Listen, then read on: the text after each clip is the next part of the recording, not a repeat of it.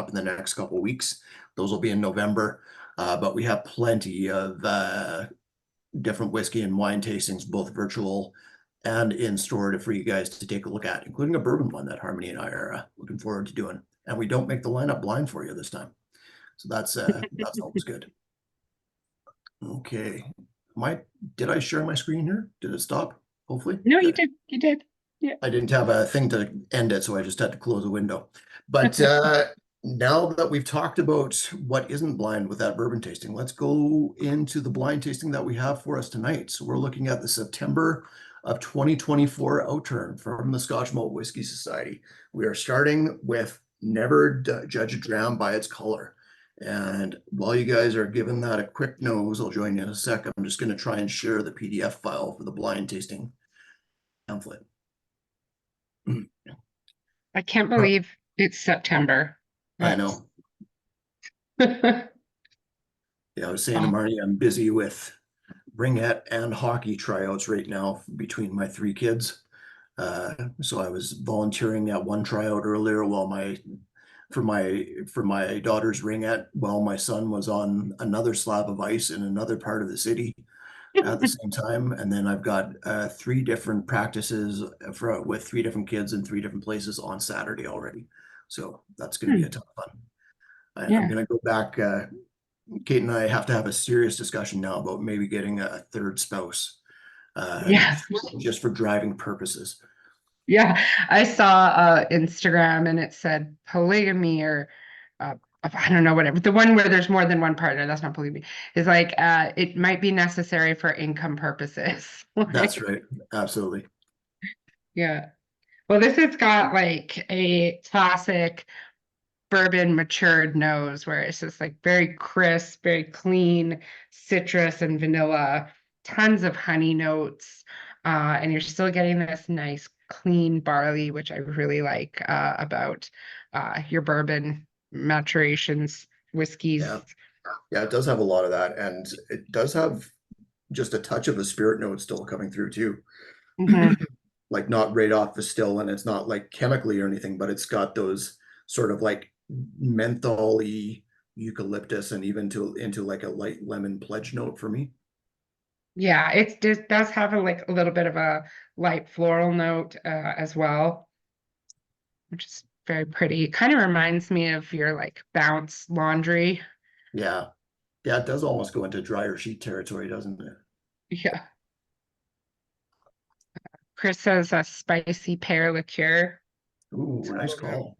Yeah. Yeah, pear is a nice call for sure. Ooh, palate's a little zippy. It's a prickly on the tongue. Yep. Yeah. I think, oh, but there's really nice, like vibrant citrus, lime notes. Lots of vanilla. It took me a while, but I found that PDF file. So this started its life in a second fill X bourbon barrel, 3rd of April, 224 bottles and 59% alcohol for this guy.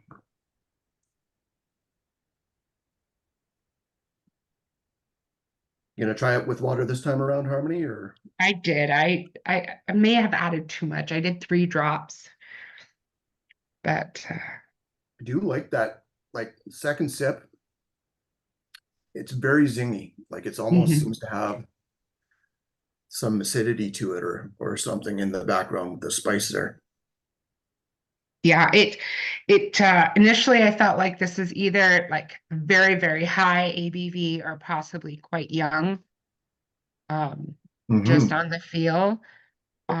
With water, it seems to have a little bit more of a drier mouth feel. Yeah, for me with water, it does that lengthening thing, which on the palate, which I see sometimes where it kind of separates the palate more into two different sides. You get the juiciness and the fruit right up front. And then as it goes on, the spice comes through like quite abruptly at the finish. And you get a bit more dryness coming through before the juiciness comes back again for me. Pretty tasty dram. It is. It's very nice. Little peppery. Yeah, peppery's a good call.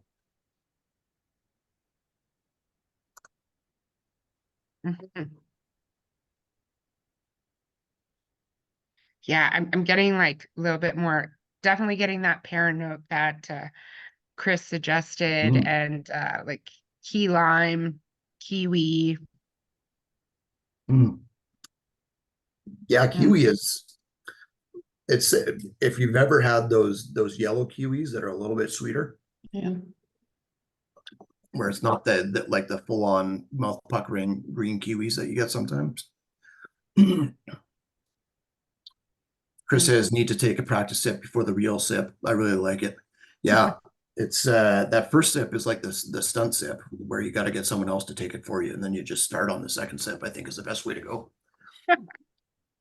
I don't know how that preps your palate, but Yeah, neither do I. it's fun. Hey, try this.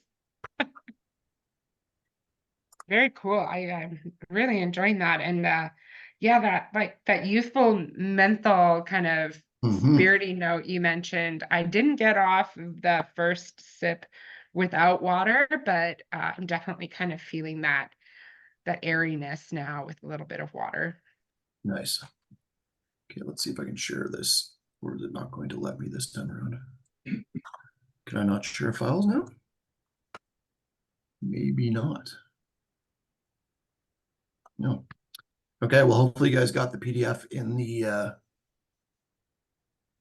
login details because I cannot pull that up or send that out at this time at least. Let's go on to number two. Number two is called Lawnmowers Run Amok in an Orchard. This is from a first fill X bourbon barrel, and you can see there's just a slightly darker color or a little bit more color to this one versus the first one. 5th of December for the distillation date, 218 bottles. We are jumping up to 61.3% alcohol. Mm.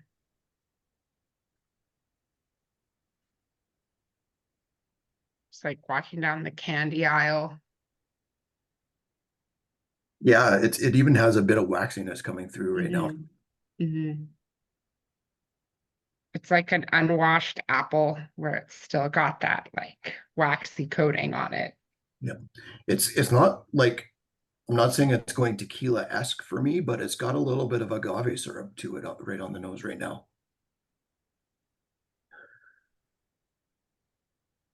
And just a little bit of like sesame seeds or sunflower seeds on there too. I'm getting like hints of pomegranate, Ooh, just fresh pomegranate, not cracked, not the juice. just like you're peeling or cracking a pomegranate open kind of thing to get at the seeds. Yeah, yeah. Mhm. Along with that waxiness, it noses like it might be creamy. There's something creamy in there.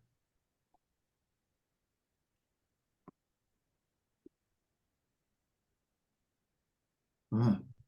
Mm. Very zingy and a little bit of heat up front again, like the first one. Mm-hmm. Or But definitely some more wood on this one.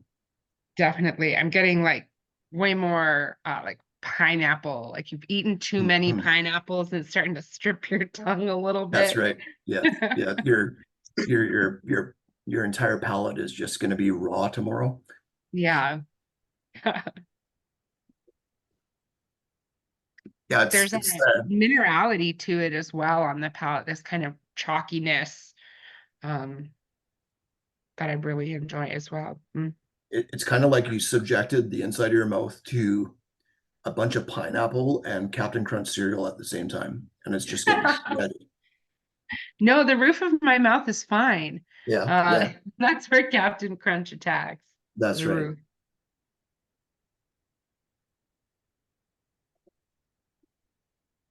It's Well, been a that's long time since I've had Cap'n Crunch, but I think you just brought back a memory. good. Nice. What do you nose or taste anything in particular on this, Marnie? Well, I definitely got the pineapple. I like I like grilled kind of pineapple. Mhm. There's a nuttiness, but I think Cap'n Crunch really describes that well. Again, it's Nice. been a few decades since I've had it, but Yeah, for that me, a few decades for me too until I had kids, and now it's like well, a there you weekly go. occurrence. Yeah. It's got some really nice soft spice on it though. And by that I mean like nutmeg and not necessarily cinnamon. Well, maybe cinnamon, yeah. Yeah. Not Yeah. stick out of the jar. Yeah, like a powdered cinnamon. Mhm. Yeah. Yeah. Or cinnamon candies. Oh. Mm. Yeah, a little bit of those soft, chewy licorice candies that Sammy brings to work. It's got a Yeah, I'm little afraid bit to of try that on the those. finish. I'm afraid to try those. Sammy brings only weird stuff to work. No, this is well, like so the no one least would touch weird. it. I know. Nice. Don't worry about me. With water, this one I think actually does pretty well. It really stays nicely waxy and fruity. The spice tones down just a touch. It's still got a bit of heat, but um, the creaminess comes out a bit more on the palate for me, and even a bit more like almost like a pineapple yogurt on the nose now with water for me.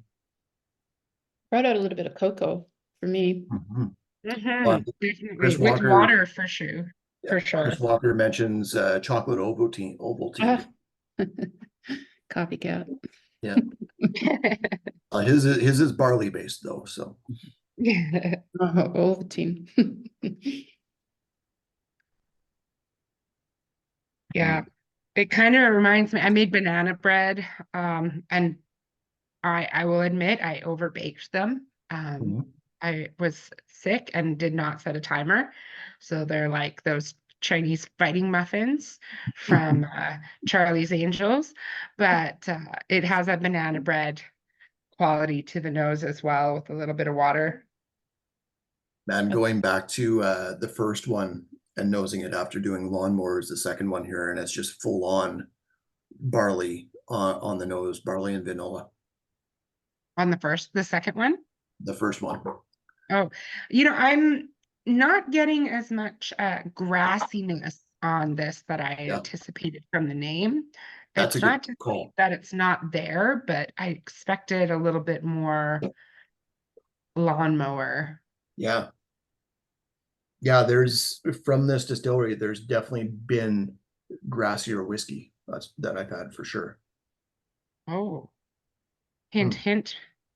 That's right. That only narrows it down to like probably about 12 or 14 different distilleries that have that note to it.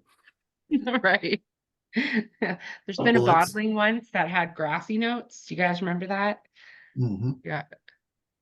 Well, let's leave that one aside for now and go on to number 3, which is called Furtive Gherkin, which still sounds like it's some like weird sentence in a romance novel that should have been taken out to me. But we'll have to talk about that on the second time around because there is a theme to it a little bit from what I recall. This was distilled on the 11th of September. This was cast types, so it's from first fill ex-bourbon barrels, 1,764 bottles to be Outturn. We're jumping up in ABV again to 62.4%. Mm. Chris Walker is in the midst of writing that romance novel for me. Um, his sentence is, she cautiously approached his furtive gherkin. Tyler's unsubscribed. Wise choice there, Tyler. Yeah, Well, to me, I this can see is like I don't know if I would get it without the gherkin reference, but there does seem to be a little bit of like a dilly, slightly, salty vinegar, yeah, almost like even malt into like a vinegar. light sauerkraut, like not Oh yeah. Yeah. even into like pickled ginger, and then some cheesiness, like a dill Havarti, right? It's like a smoked cheese to me. Ooh, like going into smoked Gouda territory, or more like an applewood cheddar. More applewood cheddar. I don't like Gouda. No, Nice. it's not a smell I like, but it has quite a bit of meatiness to this as well.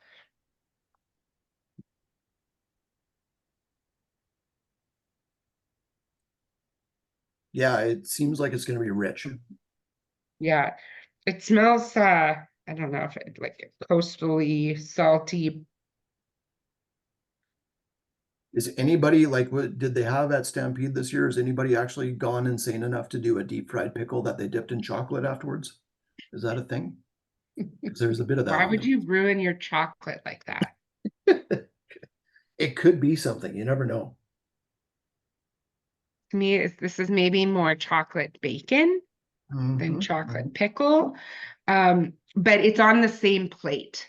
So you got that like pickle water sneaking over. Well, speaking of pickle water, like there's definitely like a vinegary tone on the palate again. Again, not like hyper sour, but something pickled.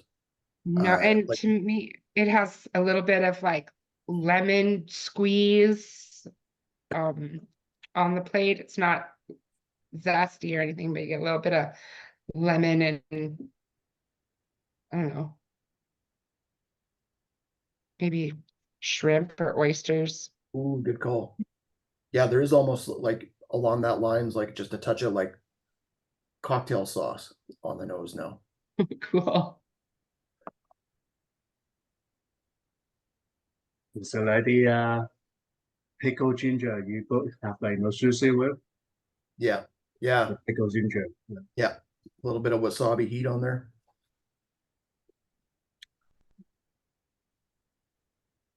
That's a pretty cool dram. Like it does like do a lot of sweet and savory and even umami stylistically for me on the palate. I'm gonna, Is there any smoking Pete to it? You yeah, think? definitely. I would say so too. Like not heavy, but it's there. Definitely coastal, like saltiness to it.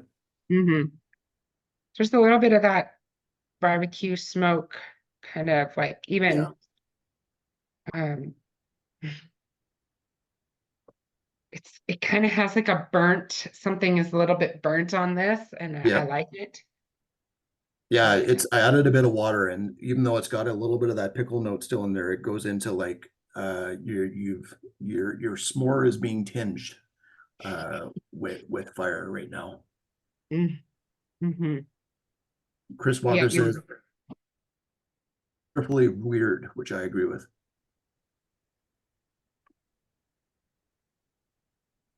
Tyler says, I'm surprised to see there's something like this in the third spot, and I'm getting a dirty martini note. Nice. Very cool. I agree, Yeah, it does actually. have like go into olive brine notes even. Yeah, it's very, very cool. I'm really liking this. Yeah. The finish too, with a little bit of water, it's going a little bit sweet the longer it sits in my palate, which is really nice. Mhm. That kind of saltiness weighs off, and I don't know if it's like honey or whatever, but it's got a sweetness to it that I didn't find on the first pass. Nice. Yeah, it's as he talks about, surprised to see it in the third slot too. It's I don't recall it being this rich when we set the lineup, so I'm kind of wondering where we're gonna go from here.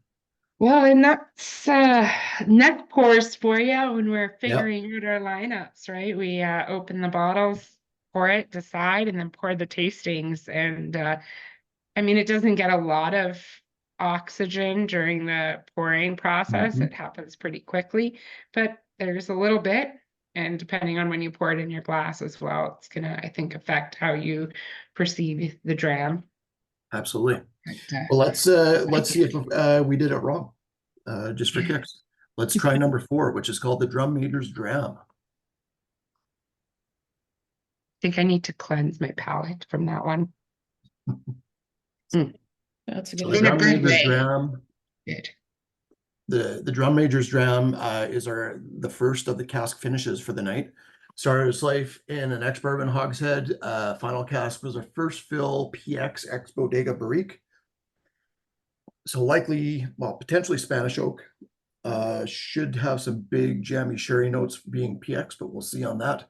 22nd of August for the distillation date, 207 bottles from the Outturn, 58.1% alcohol. Right off the bat, it's like meat sticks and bubble gum. Nice. You're on a road trip and just everything you bought was from a gas station. Just crammed in this glass. Yeah, it's you're snapping into a Slim Jim as you're blowing a bubble from your Bubblicious Yeah, bubble gum. lavender as well. I'm getting on this. Ooh, lavender, good call. Yeah, I can see that. Something else.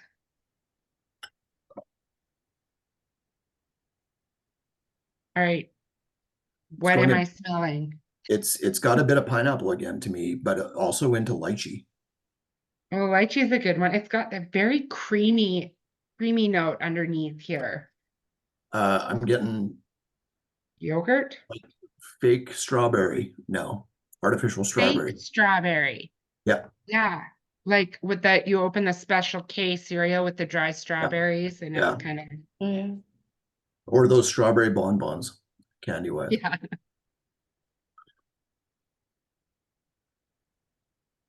Yeah, to me, it's I don't know if I ever say it right, that Pocky strawberry sticks. Oh yeah, yeah, yeah. Strawberry Pocky. That's a good call.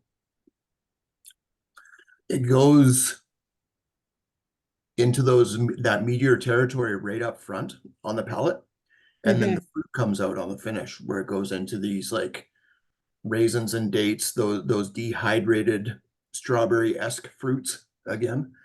Yeah. Yeah, it's like you made a burger, but you wanted to fancy it up, so you made like some sort of buried sauce. Yeah. Yeah, it's you had a burger and you wanted to have some salad to it with it. So you mixed a salad of like spinach and strawberries together with a vinaigrette and then just put it on top of the burger to eat it. I was at a restaurant one time, they did a bison burger with a blueberry Mm, sauce on it, and it was fantastic. nice. Kind of reminds me of that, but more like you said, figs, dates, raisins, but on meat. Well, I got to say, at least for me, and you guys can definitely chime in on this, but so far, pat on the back to us because I think we've got the order right so far. So far, This yeah, this is bigger. it is bigger, and the palate is it's sweeter than I anticipated. I know Yeah. we're talking about a lot of fruit, but I agree with you, Alec. There's honey on the palate. It's very sweet. Ooh, nice call. It does have, again, it goes meaty up front, but the sweetness wins out in the end on this one, which is really cool. I've added a bit of water just for kicks. That honey note goes into like a honey oatmeal or something like that, or honey Exactly. Harvest Crunch cereal on the nose now, Yeah. with almonds and all. Yeah. Almonds, dried coconut. Oh, and it does have a bit of that coconut even on the palate with water too. The PX sticks around. It gets a little bit syrupy, but it allows that first cask to come through a bit more with the ex-bourbon. Fine with some water. I'm also getting that dryness that you expect from the PX more than I did without water, which is really nice. Yeah, I'm gonna agree with Chris on this one, where he says this is really good.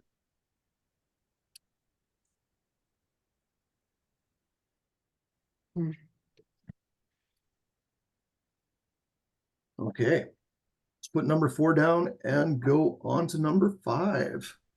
Getting a little bit darker as we go through here. Number 5 is called Underwater Barbecue. This is part of the Heresy range. I don't think there's any surprise in that when you see the lineup here and the ABV being 50% alcohol. Cask types, plural on this one, is first fill and refill bourbon in Spanish and American oak barrels and hogsheads. That's a lot of casks. 2,505 bottles from the Outturn, 27th of April for the distillation date, and 50% alcohol, as I said. Oh man,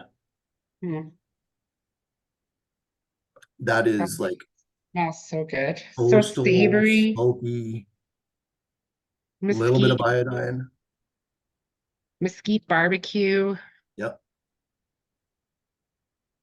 Oceanside, like Yep. seafood Barbecued, bake. like marshmallows on the fire, around the fire again. Bit of angel food cake in there too that you just burnt the bottom of. So I made it. I wasn't pointing fingers. No, that's okay. I burn a lot of things. Yeah, so it would be just charcoal at the end if I made it. So Which also could fit the flavor notes. that's right. That's right. And it noses again like it's ashy but creamy, going to be creamy at the same time. I wonder if that's going to be the case. Alex says sweet peat on the nose. I would agree. It does go into that, and this could be maybe a hint to as to at least one of the distilleries in this. But it does go a little bit heathery, I would say, with that smoke. Very cool. I'm enjoying the nose on this quite a bit. Mm-hmm. Oh man, that's a good palate too. Even at 50% alcohol. It is lighter than the last one, but I think with that smokiness, we couldn't have put it before that last one. Could be wrong. Oh, that's lovely. Yeah. It's like you found a fisherman's friend in the middle of that smoky angel food cake.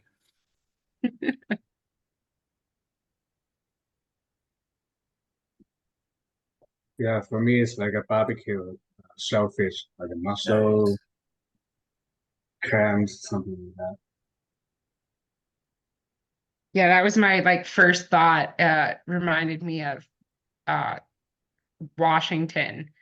When you're sitting by the ocean and you got the Oh, yeah. mussels and everything. And if only there was like a roaring fire. But yeah, Mhm. like seafood bake by the ocean, you get that nice kind of salty, briny, burnt essence Yeah. of a pot on a flame. Like you can't Yeah. control the heat. And it just does, it does have that sweet seafood note, the shellfish note in there big time too. Alex says a bit meated on the palate, would like to taste it at a higher ABV. Yeah, that's fair. I can see that. I think it actually does pretty well at 50% alcohol, but the 50% alcohol doesn't necessarily help it in this lineup. I agree.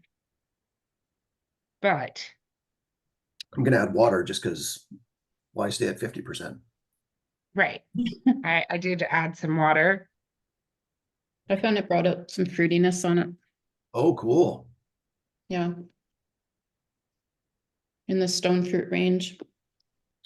Yeah, I could see that. And even a bit of the my kids are like the Greek yogurts, the oikos Greek yogurts that you get with the lime Mhm. flavor, like a little bit of that lime citrus Oh, yeah, note in okay. there. Mhm.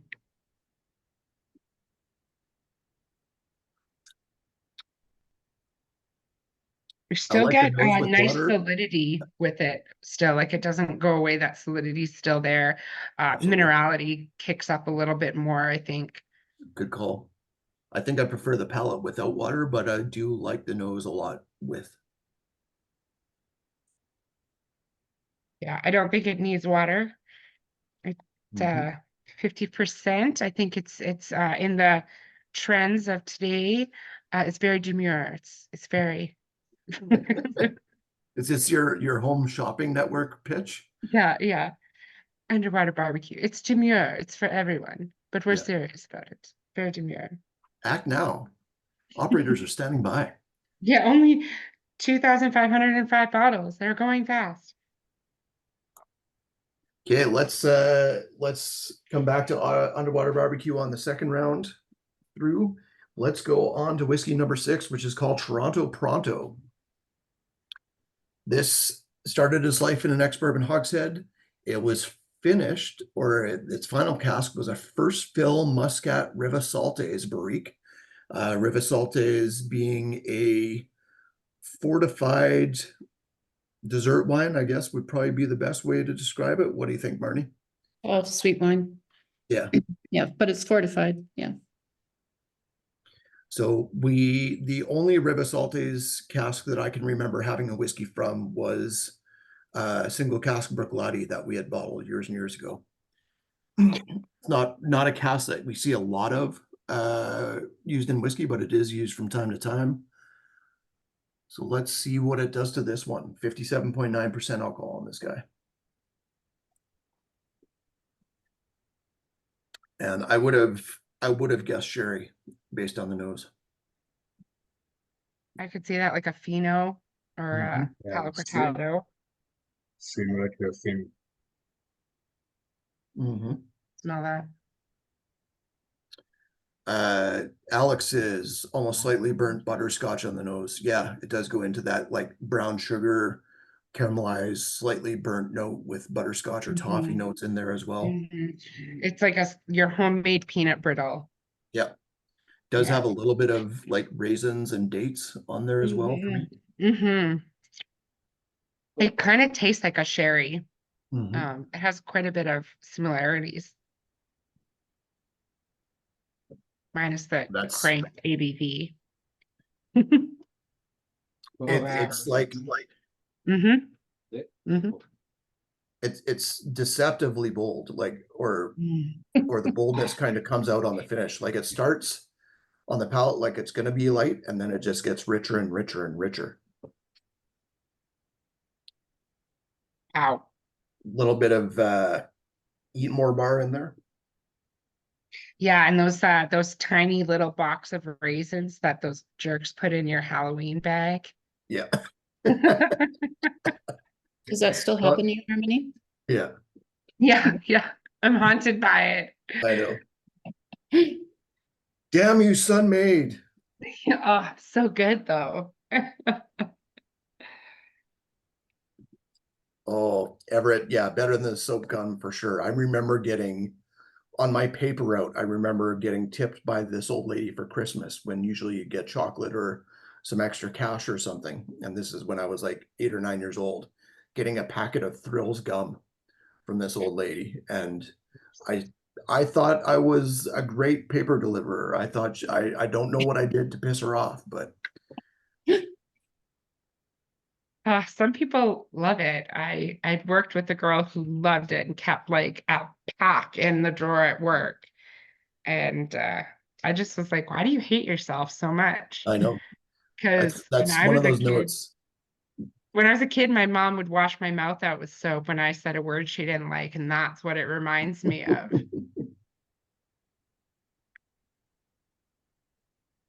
Yeah, it's one of those notes where I can put up with it on a whiskey, but I don't want it the gum because that's just it's an abomination. Yeah, nobody wants like soapy whiskey. I mean, some people do. That soapy to me is like floral, and I know some people like floral. Yeah. It does have a little bit of that. Yeah, floral is Yeah, okay. no. Soapy is not. Yeah. Well, it's like when Andrew says like, oh, coconut sunscreen. And I just like Yeah. picture him being like face washed by his mom with sunscreen. Yeah. Do some water, even though I don't think it's going to Okay. take it very well. Yeah, I have my suspicions too, but I gotta say, without water, that's a damn fine, rich dram. Oh yeah.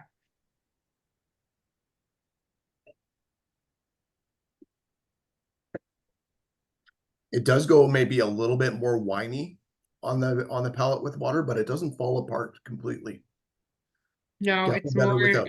Yeah. the chocolate more goes like to a dark chocolate. Yeah. Yeah, more nuttiness. Yeah, and It's just a touch drier. of like bitterness coming through with that dark chocolate too.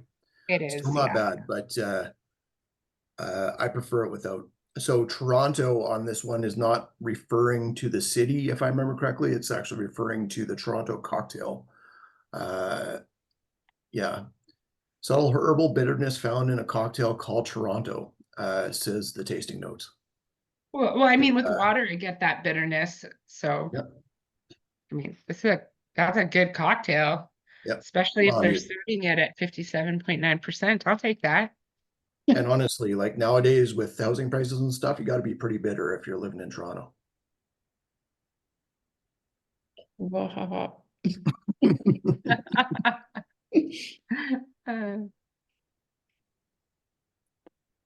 Chris, yeah, Chris, thank you. The bitterness comes from Leafs fans' tears.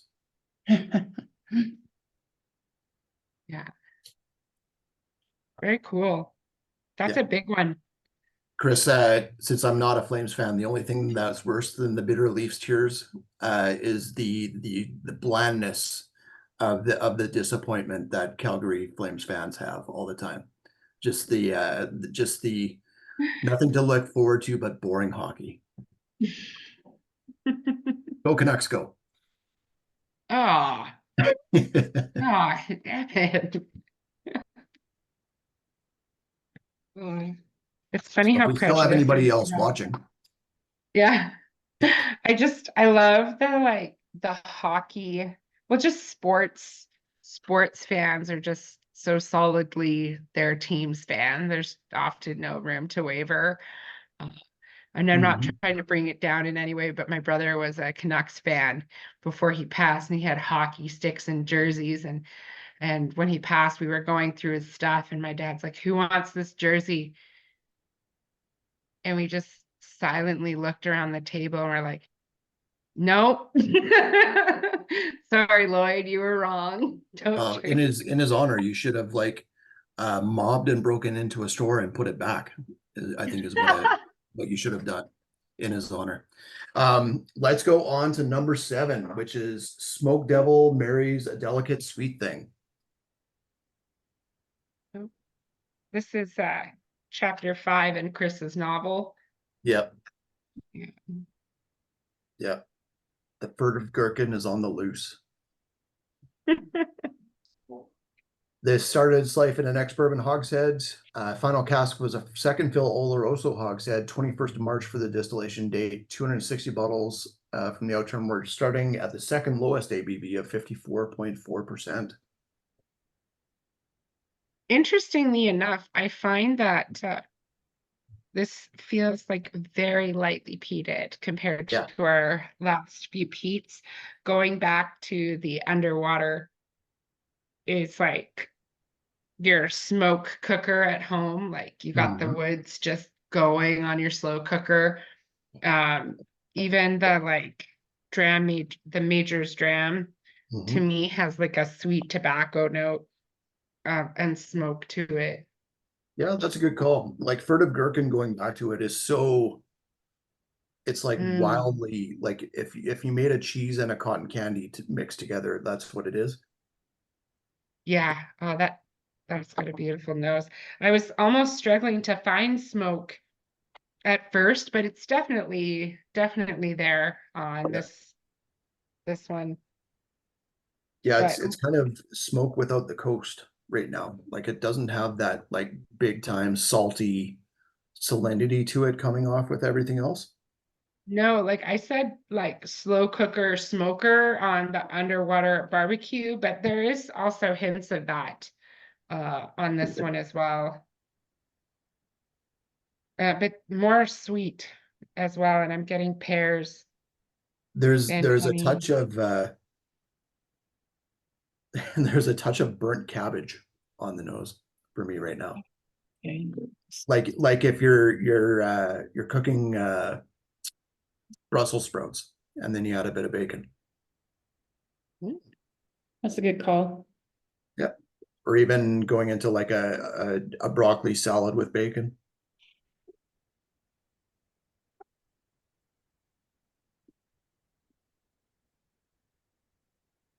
Well, that's a neat palette though. It's really tightly wound. Like the flavor just comes and goes so fast. And then it just gives you a little bit of like nutty smoke at the finish. But it's got this like very fast burst of fruit, a bit of creaminess, and even that still a little bit of that malt plus a slightly vegetative note. Yeah, yeah, Um, before it just goes into this creamy waft of smoke. yeah. I'm getting like, I don't know, like charred meat, sauerkraut. Um, there's cheese. There's like cheesy notes in there. Yep. You like over roasted some nuts. Yeah. Kind of burnt them. Those on the nose right now, like again, the nose isn't like jumping out at me. It does have a little bit to go with that cheesiness of those sour old Dutch sour cream and onion rings.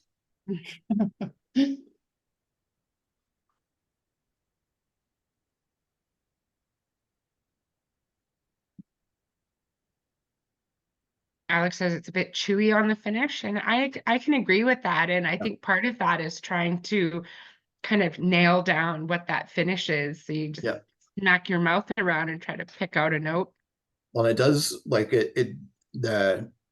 it's juicy up front, and then like everything just evaporates from your palate where Yeah. it does go dry.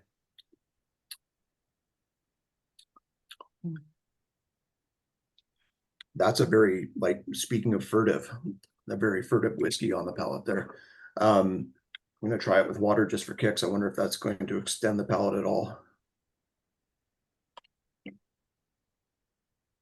ABV. It's kind of funny. We're on the lower side of ABV going down the second half of the flight. We started out high 60s and we're finishing a little bit lower. Yeah, this is though it was kind of like an up the hill, then down the hill taste Mhm. the alcohol level.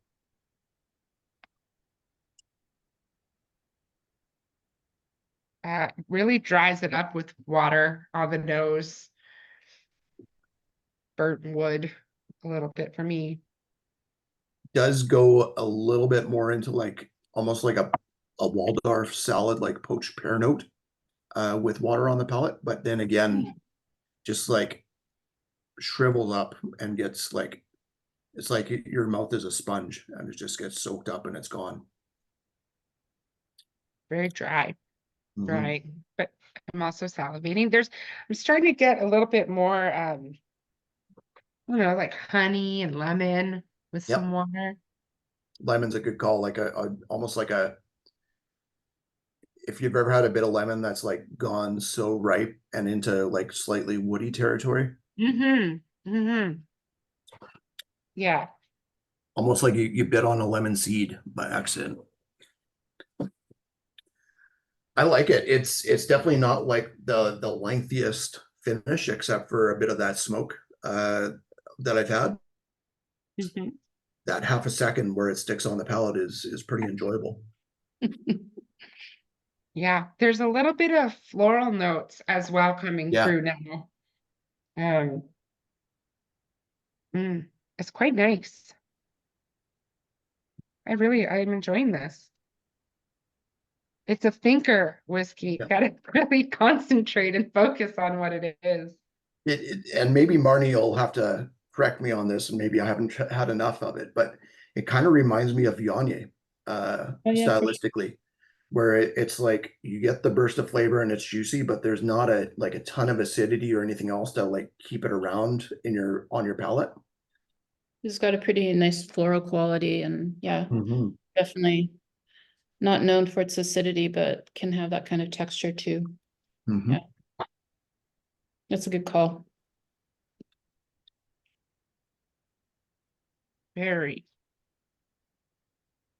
Okay, well, let's go back to number one and see how it's holding up, and let's do the reveal.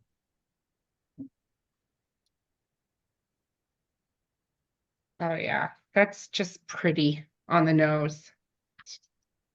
The Never Judge a Dram. Mm-hmm. This is actually a little bit floral now too, Mm-hmm. like almost going into like vanilla flower meets tonka bean. The tonka bean. It's kind of like a vanilla bean essentially. It does have a little bit of this is where Andrew would be pulling out is coconut sunscreen note.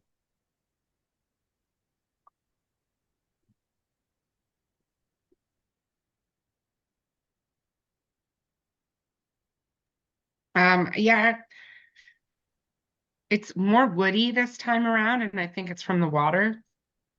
But dark chocolate Hmm. covered like almonds. Really, I really like it actually. I don't know. Still Yeah, vanilla.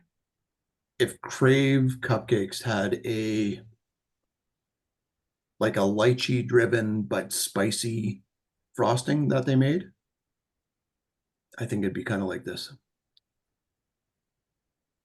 Because it does have a light spice and heat to it. It's got this really nice creaminess right now too, though. Mhm. Still get that like peppery, spicy finish to it. Mm-hmm. Pretty tasty. So for never judge a dram by its color, this is a 9-year-old whiskey. Region we are in is the Highlands. And cast number is 60.36. Oh, maybe that's why I couldn't share anything. I'm still stuck on waiting room here. There we go. Here's a link for you guys. Pretty good price on this one too. $138. Mm. I like that. Respectable. Harmony, do you have your cheat sheet in front of you? Because I forgot mine upstairs. Yes, I do. Which distillery is this? This is Aberfeldy. Nice. Yeah. And in my experience, I have not tried a lot of Aberfeldy. Mm-hmm. Yeah, definitely one of those distilleries where we don't see a lot of Aberfeldy except from official bottlings, which tend to be good, but unfortunately are usually bottled at 40% alcohol. The 21-year-old Aberfeldy is probably one of the better 21-year-old 40%ers out there, but still, unfortunately, it's 40%. Sometimes they do have this light smokiness to them on the official drams. I think most of what they do is unpeated whiskey, though. But we have had a few from the society recently, although considering this is only the 36th cask from distillery number 60, that's pretty impressive that we haven't seen more. Mhm. So I think from my tasting notes initially, I think it's changed quite a bit. Yeah. And I think that's from like just adding water. I wish I did not add water because it's gone a little drier and a little bit more austere and oaky than the initial pass. I try and only pour about a half to 3/4 of my bottle so I can top it up if need be from the bottles I have. So I just added more after I added water, but it does hold up surprisingly well after going through the entire lineup. Like it's not like a super expressive whiskey. It's very spirit driven, but I think it's still done really, really nicely. And the flavors you get, although it's not like jumping out at you and going in a bunch of different directions, it's very pleasant. Yeah, it's very nice. Okay, let's go on to number 2. Back to Lawnmowers Run Amok in an Orchard.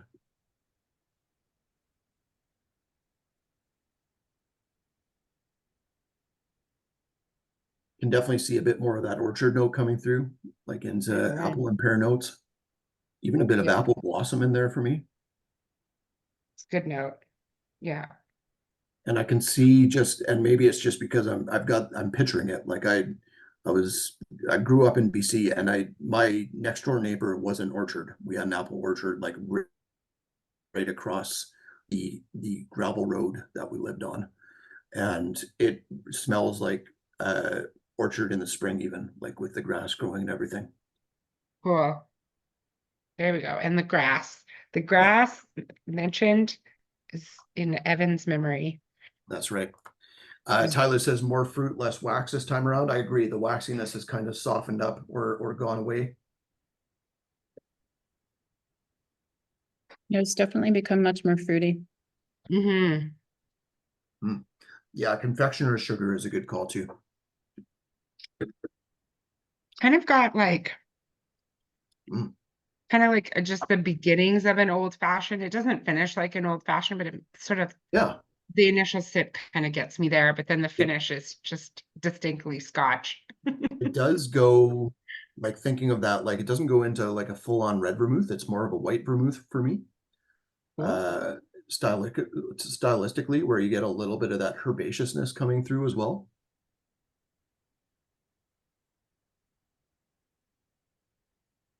Yeah, that's really lovely. Yeah, it is. Okay, so for this guy, it was distilled on the 5th of December 2011. It is an 11-year-old. And Scotch Malt Whiskey Society number is 39.288, the 288th cask from, Linkwood. thank you.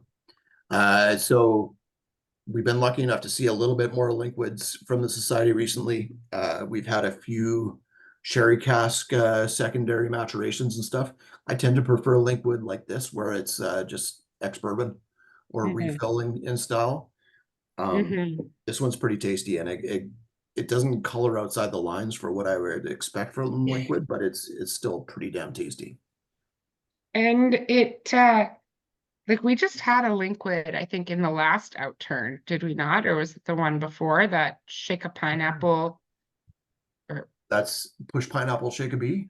yeah. Yeah, that's right. I think that was a couple back. We also have had and still have a little bit of Full Frontal Dichotomy, which is Oh a yeah, great, that's great good. name. That one was a sherry cask finish that was super rich in style. And then, of course, we have our own Linkwood from Berry Brothers and Rudd. That's a fantastic single cask as well. That apple blossom note now on the nose. Yeah. Good stuff. Price on 39.288 is $169.99. Next up, back to the Gherkin.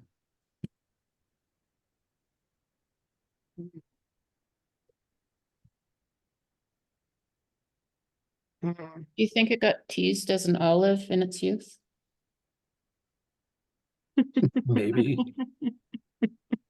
It's got a nice kind of like smoky honey butter note to it. Ooh, good call. That olive brine note is still there, and Oh, yeah. just that sort of briny, pickly note is just hanging around. Not in a bad way. Still reminds me of Dill Havarti, cheese-wise as well.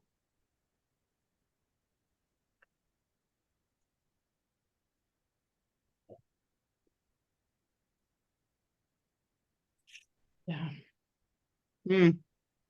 That is like such like not everybody, a lot of people hear savory with a whiskey and they immediately think like sulfur. But this is Yeah. such a good savory whiskey. All from ex-bourbon barrels, like there's no sulfur issue. I think this is just the distillate singing through with the barrel, like in such a cool manner.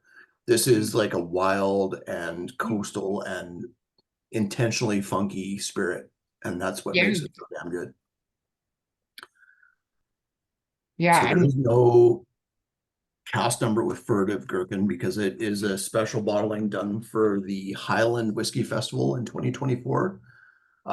This is a distillery special release, I think they call it, and it is from distillery number, did I write it down there? 149. 149. So distillery number 149 is probably still, in my opinion, the best young single malt Scotch distillery out there, and that's Ardnamurchan. I agree. And I mean, they hit their 10-year this summer. And I can't wait to see. I mean, I don't really care. It doesn't need an age statement, but it's exciting when they do. Absolutely. But yeah, I love Ardnamurchan. And often the releases that we're getting are a blend of casks. So it's nice to see it in a, it's first fill bourbon expression, kind of very spirit driven. And I love it. $200 is the price on that. That's right. 200 bucks, 8 years old, from the 11th of September 2015. So some of the older Ardnamurchan distilled. But I was talking about the name and how it might be a reference. It was likely a reference to an actual, well, a Delphi bottling of Ardnamurchan, which was called Ardnagherkin. We never got it over here, but Ardnagherkin was a 6-year-old from 2015, bottled by Adelphi. Adelphi actually is the owner of Ardnamurchan Distillery. But I'm just going to share the screen here just so people can take a look at that. So yeah, 6-year-old from the 10th of February 2023. It was released at unfortunately we never saw this year, but such a good name and such a good play on the Ardnamurchan name. So Furtive Gherkin from the SMWS probably playing on that. Very cool. Yeah, damn good dram. Mm-hmm. Still, I think we got the spot right, but it is surprising that it's number 3 in a lineup like this. Surprises are why we are here, I think, as part of Yep. the society. We enjoy surprises. Absolutely. Okay, on to number 4, the drum major's dram. It's like sticky pudding, like Yep. sweet toffee.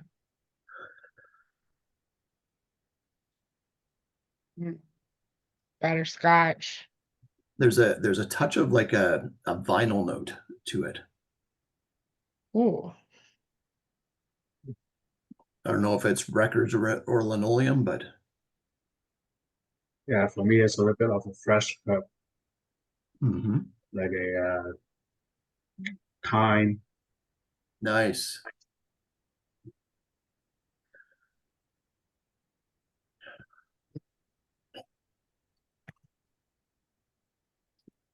Yeah, the sherry for me comes out a lot more on the palate than it does the nose.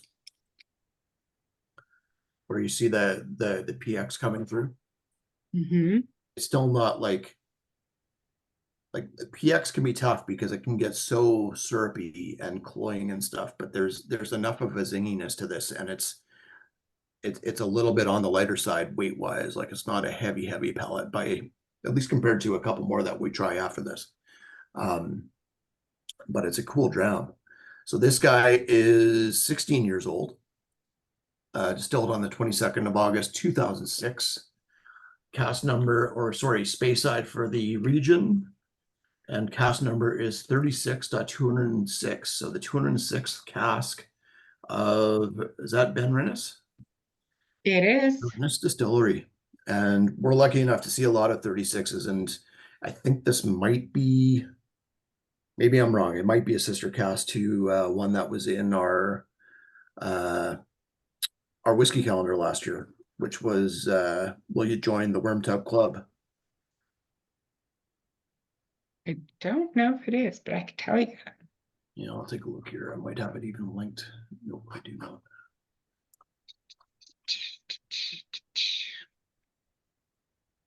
Oh, that's to your email. I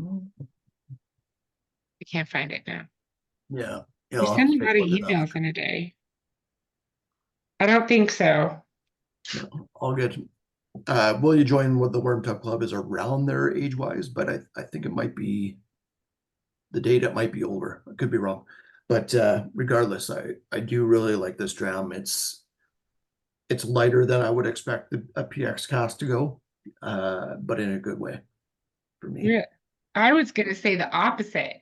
Yeah, Actually, like I find the PX very dominating. nice. And I get, like I had mentioned before, like this heavy cigar note, like flavored tobacco kind of note, and a really dense and heavy, rich, syrupy style like pudding. Yeah, I can see where you're going on that. It does have that, like it's got this nuttiness that Worm Tub, or sorry, that Ben Rennes often gets too, where it's, Mhm. but like more on the like pralines side of things, I would say. than Yeah. any- Yeah. You know what it reminds me of, Evan? It reminds me of the Petroleum Club. And I don't know Nice. why, Yep. but that's where it takes me. Yeah. Yeah. This is what the card room would have smelled like before they renovated it. Pardon me. Yep. Yeah, before they renovated it. Awesome. Brilliant. Brilliant. So Chris says Worm Tub Club was a 14-year-old there, so probably not sisters. Good call. Yeah, I think this did have sister. Recall what Kelly put in the email. I'll have to check it for tomorrow. No, it's the Toronto Pronto that has a sister. Right on. Good to know. Yeah, Will joined the Worm Tub Club was 2008 for the vintage. Is this 2009? 6. 2006, so it is older, this one, even Yeah. distillation date wise. Perfect. Okay, let's did I say the price on that? No, 35. $35? 235, sadly. Ah, Okay, let's go like how back my eyes to underwater barbecue, which both Harmony and I were scratching our heads over earlier today when we were reading about it. yeah. I'm still hoping we have answers tomorrow. Yeah. So this is a pretty cool whiskey because they do point out something, and I don't think it says in the society's notes, unfortunately, but they do point out something in the background info that we got on this that I didn't realize or hadn't really come to the fore before, is that with a lot of these bottlings in the Heresy range, which is what the blended malts or blended scotches that they put together at and then cut it down to 50% alcohol are, where they get a really fancy and beautiful label. And this definitely has a fancy and beautiful label. I'll just share the link while we're talking about it here and pull up the bottle while I'm at it. Because this, along with another one that was really recent, what was it? Scarlet? No, Smoktus Fructus. Yeah, but the one with the really beautiful labels I'm thinking of, the other one with it looks like a woman in a Renaissance painting with a red dress. Oh, the Scarlet. Yeah. Something Scarlet. Secret Scarlet. Yeah. Scarlet. Dang it, I can't remember. Yeah, I'm missing it too. Scarlet Marzipan. Thank you, Thank you. Chris. Our society Jeff. So this is the pardon me, the label for underwater barbecue. 12-year-old. Here is interesting, or at least was interesting to me. It says small batch blended malt whiskey. It does not say blended malt Scotch whiskey, which is surprising to me. The society's notes on it mention spirit from Orkney and Isla. It does have an age statement of 12 years old. So the fact that they say spirit and not whiskey is kind of surprising to me. And the fact that they don't say Scotch whiskey is surprising to me as well. I'll have to take a look at some other bottles just to see, but I'm pretty sure Scarlet Marzipan does say Scotch whiskey on the front with the blended. And I'm pretty sure other ones have too, pardon me, in the Heresy range. But this does have DNA from previous Heresy range bottlings, including the Smokus fruticosus, is it? Tar Pit. Yeah. And I think one or two the others. Battle Axe, which is the first one. Yeah, Battle Axe. Thank you. So they used some whiskey from those releases, which is fascinating and I think really cool. This is something that Compass Box has been doing as well over the last probably about a decade or so. In some of their special releases where they'll use whiskey from previous releases in the next blend that they make or next special release that they make. We were lucky enough that our last SM or Compass Box bottling, KWM bottling, that was done just for us for our 30th anniversary. I think it had a little bit of No Name number 3 in it, was it? And they've done stuff like use a bit of previous batches of the Circus or some of the Flaming Heart limited editions and other bottlings as well, which is really cool. Chris says Tar Pit was really good. Tyler says it's a Heresy Solera. I like that. You gotta keep the Heresy going anyway in any which way possible. So making it into a Solera system is probably a good way to go. Yeah. Does this still seem too light for people on the second time around? I love that nose. No, the nose is so nice. I also like that they do a little bit larger batches on these Heresy bottles, because as many of you know, you find a bottle, you fall in love, you drink it, you go back and it's gone. with these smaller single casks. So this is an opportunity to possibly, come back and get that second bottle down the road. 4.76% more ABV. Yeah, that's fair. Maybe we could run it through a dehydrator or something just to see what happens. Or put it next to a dehumidifier. But I gotta say, and maybe this is heresy, I think 50% alcohol is pretty much bang on for this. I think if you tried this in a vacuum, like without 7 or 6 cask strength whiskeys in a lineup with it, I think this is going to show fantastically. And to me, it already does. I think this is a great whiskey.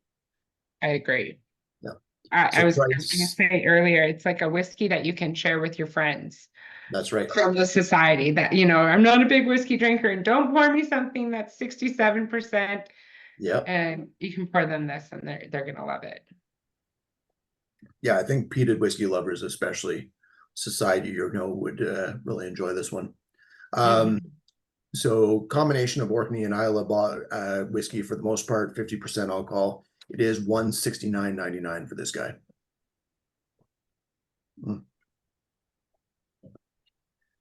Okay, back to Toronto Pronto.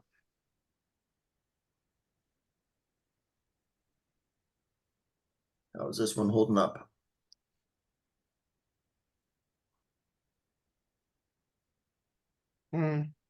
It's just like dense on the nose. It is. Yeah. I need to cut it with a knife. Yeah. Yeah. This is like you took your banana bread cookie or biscotti that you made and like put some raisin pie on top of it or something. Yeah, and then baked it again, and now it's like a rock. Yeah, that's right. Yeah, now it's a Christmas cake. Yeah. As my dad would say, that's a door stopper.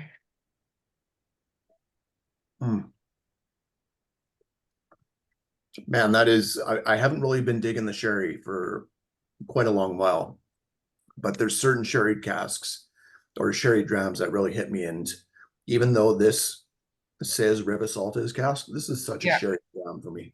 It really is. Yeah. This is like, I want dessert, but I can't have the calories. Yeah. For me, Toronto Pronto. Yeah. Yeah, my doctor says to dial back on the sugar. Pour me a double. Well, the great thing about this, and unfortunately, a lot of the time when we get cask finishes from the society, especially when it goes into sherry, they're using some expensive sherry casks a lot of the time. It's not just your regular, like this is something that was seasoned with sherry for 2 months, and then we bought the cask, and it's actually essentially an ex-bourbon barrel. This a lot of the time they're buying ex-bodega casks that are true sherry casks that have been used for years and are quite expensive to get at, which adds to the price of the bottle. Being that this is a Rivesalta's cask, and maybe Rivesalta's isn't as sought after as other wine casks or fortified wine casks out there. This is a 12-year-old whiskey that saw 2 casks, and it's only $166. Which is a pretty damn good price for it, in my opinion. Scotch Malt Whiskey Society 41.160. This is 160th cask from Del Ewan Distillery. Kind of a sister distillery, not location wise, but based on who owns them, to Linkwood Distillery, because they're both owned by Diageo. Cool. And Kelly's note said this is the first appearance of a Rivesalta's cast, which is cool. Cool. Well, if they're all like this, keep them coming. Because damn, that is a great whiskey. 2010 for the vintage on this one. 12 years old, like I said, from Del Ewan Distillery. And just it'd be fun to side by side this. We have a Berry Brothers and Rudd single cask from Del Ewan was finished in a Vinsanto cask, another not heavily known fortified or dessert wine. Does go very dessert like, but in a different fashion from this one. Definitely doesn't go in that sherry style in the same manner. But both cool casks as well. Did I share the link on this one? Because I better if I haven't. Yeah, I better share it. This actually, even though it's not the style of whiskey I go for all the time, this might be one of my favorites of the lineup, actually. The Toronto Pronto? Yeah. Ooh. That's cool. Okay, Now I want last to but look up not, Juice Newton. It's a song. I see. last but not least, let's go back to the only one designated peated in the lineup from the Scotch Malt Whiskey Society, which is Smoked Devil Marries, a Delicate Sweet Thing. Cask number on this guy is 122.64, and this is one of the few distilleries that has multiple numbers to its credit when it comes to SMWS bottles. Which I did not get in my notes, Mm-hmm. by the way. Okay. So, So this is a 17-year-old from the 21st of March, 2006. And distillery number 122 is one of the Loch Lomond distillery numbers. Loch Oh. Lomond being a Highland distillery that is all pretty much on the border between the Highlands and the Low distilleries. I love this, and it's owned by the same company distillery, which is Glen Scotia. Loch Lomond for me for the moment can do no wrong. I don't care how they do it, whether it's peated or unpeated or light and fruity or big and meaty. They make great whiskey. This is from a style they call Croftingia or Croftingia. And it is one of their peated malt styles that they do at Loch Lomond. Yeah, it's a great whiskey. We've had a few other 122s over the years that have been really good as well.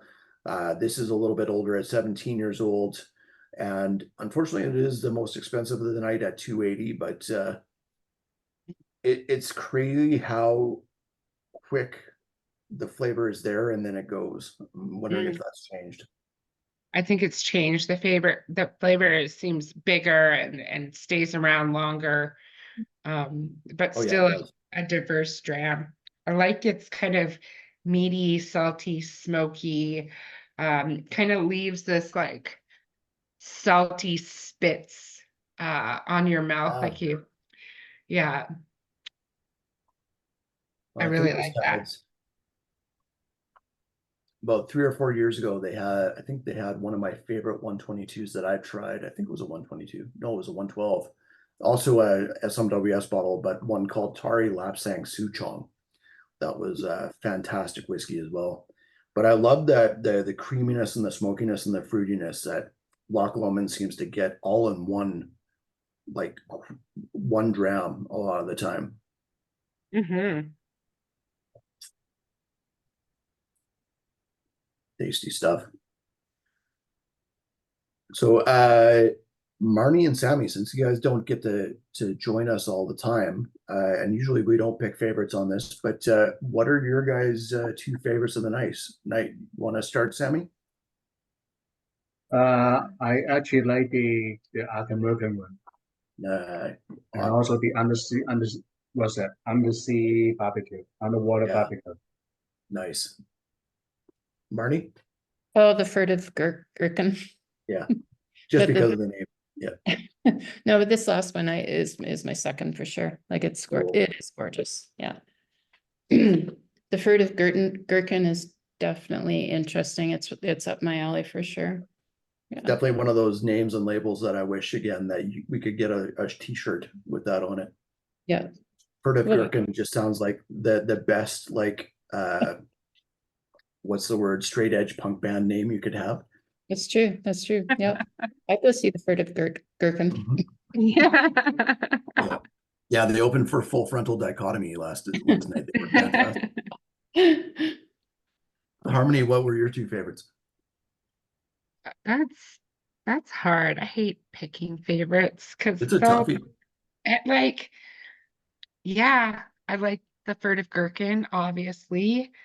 It's tough. I also really like the drum majors dram. I thought was pretty good. Mm-hmm.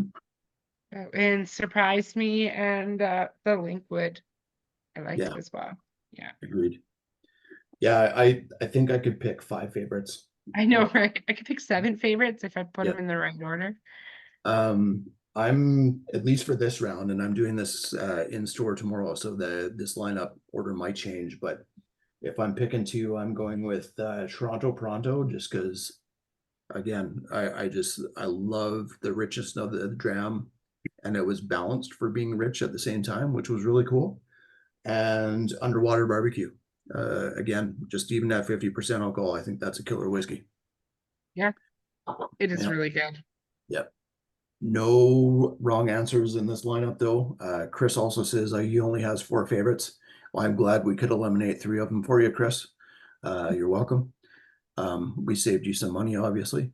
If you guys are looking for or looking to purchase, all these bottles are live and up for sale now on our website. There is a link to all of them, and I hope you guys enjoyed the tasting. It was a fun one to go through. Thank you, Harmony. Thank you, Marnie. Thank you, Sammy, for joining in on this one, and thank you all of you that participated as well. I'm glad I got the hockey discussion started. I wish I could have joined in with you more, just to slag the Flames a bit more as a Canucks fan. Maybe they'll this year, but it'd be nice if they actually fielded a team that wasn't just looking good on paper. Shall see if that happens or not. Thank you guys. Hopefully Toronto continues to suck, but we'll see. And we'll see you guys soon. Take care. Have a good night. Good night. Bye-bye.